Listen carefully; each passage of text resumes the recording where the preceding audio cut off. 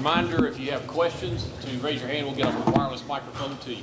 Coach will give us an opening statement, then we'll throw it open. Yeah, sure thing. Trying to take a little bit of a step back and just think big picture about the opportunity our program's had the last two games, playing at Fog Allen and then playing here. Great experience for our players. Great experience for everyone affiliated with our program. Obviously, would have liked to perform better today. I think Kentucky did a great job of making us uncomfortable from the very beginning. Offensively, we struggled to really get into a flow and run offense. 23 turnovers that led to 33 Kentucky points. Obviously, it's going to be hard to stay within reach when that happens. So I thought in the first half, our half-court defense was actually pretty good. They scored a lot in transition off our turnovers. In the second half, they scored in every way possible. So we'll learn from it, and hopefully, I know we'll be a lot better because of these last two experiences going forward. Any questions? Mike, you mentioned them kind of making you uncomfortable. What specifically did they do defensively to kind of force some of those turnovers? Well, I think it starts at the point of attack. I mean, Butler and Oweh are terrific defensive guards, and obviously we've got a really special guard in Keno Lilly. And Keno was efficient, offensively, but I think their pressure at the point of their defense, and then obviously Williams at the back end, I think made it hard on us. They were trying to, take us out of running our pin down action, our zoom action. They denied a lot of handoffs. We got a couple back cuts early, but it wasn't enough to loosen them up. So I think it starts with those three guys, but I think their entire team and then their scheme defensively deserves a lot of credit. You guys went into halftime only down 12. So what was the message to your guys to try and come back out and capitalize on what was a relatively small deficit at the time? Yeah, we thought and I think we had 14 first half turnovers, down 12 here. Not bad. And that's what I thought. I thought our half court defense was actually okay. They scored a lot off our turnovers in the first half. We had a couple bad gambles. Obviously, we press, most of the game, the entire game.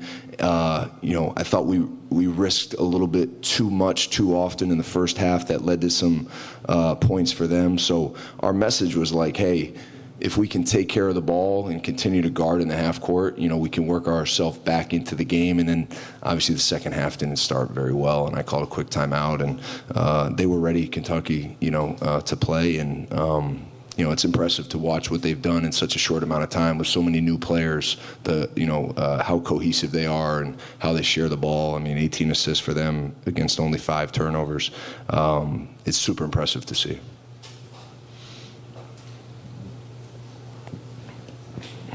Who else? Questions? Yep. Mike, Kentucky shot, I think, 36% from 3 tonight, 10 of 28. They had struggled from three-point range in recent games, but obviously one of the calling cards for the team, the personnel is shooting from deep. So just curious, based on scouting film, how are you guys going to kind of approach that defensively tonight in terms of maybe, I don't know if there was any willingness to let them shoot a couple more just because of those recent struggles, or how do you just approach that on defensive game plan? Yeah, so I mean, like when you have forwards, centers, whatever you want to call Williams and Garrison, who can pass the way they pass, you kind of have to pick your poison in some regards. So there were some shots we were willing to give up. They made a couple of them. Carr and Oweh specifically. Those guys are so good in so many ways. You got to kind of pick your poison in some ways. I think their offense is built to attack the paint, draw help, and then make the kick out. And defensively, we've actually been really good at not letting teams take threes this year. We're one of the better ones in the country. But we had to help more off dribble drives and post ups. We doubled the post a little bit early. Robinson hits the shot off the kick out. So we helped more on dribble drives, post ups, and cuts, and gave up some of those threes. So they probably missed some that they felt they could have made. And it's a hard team to guard.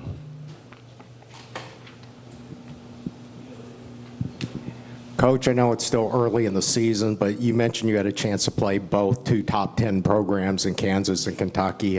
Any specific differences between the two that really stand out to you? Rupp is bigger than Allen Fieldhouse. Yeah, I mean, it's just like growing up, the son of a coach, you know, and loving this game from an early age. It's a blessing for me to be able to coach in those two venues, for our players to experience playing in these two venues. You know, I think both teams are super experienced, really well coached. You know, I think, you know, it all starts with how you're going to defend the post when you play Kansas. Here, I think a lot of it is, you know, how you're going to guard, you know, their constant movement and motion. So I think both teams have a chance to have a really good years. And, you know, for our program specifically, you know, we obviously hit a little bit of adversity in each game.